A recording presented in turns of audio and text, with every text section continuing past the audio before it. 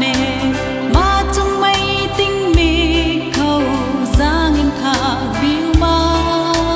ghê in ban này là mây ni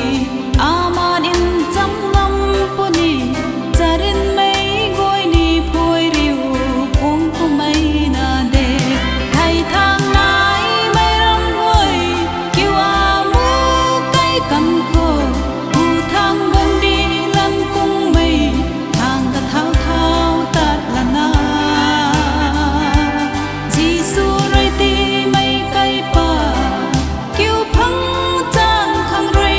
nhiều bậc khiam mây bóng khâu hay bao là nhiều bậc khiam khâu tình cao in thung mây lệ sầu mây tu cả xí lắc mây bầm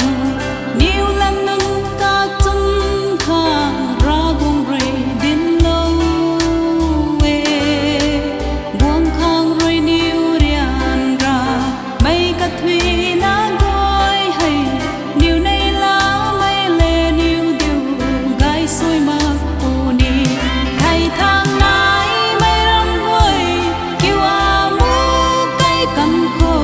u thang bông đi lăn cung mây thang ta thao thao ta là na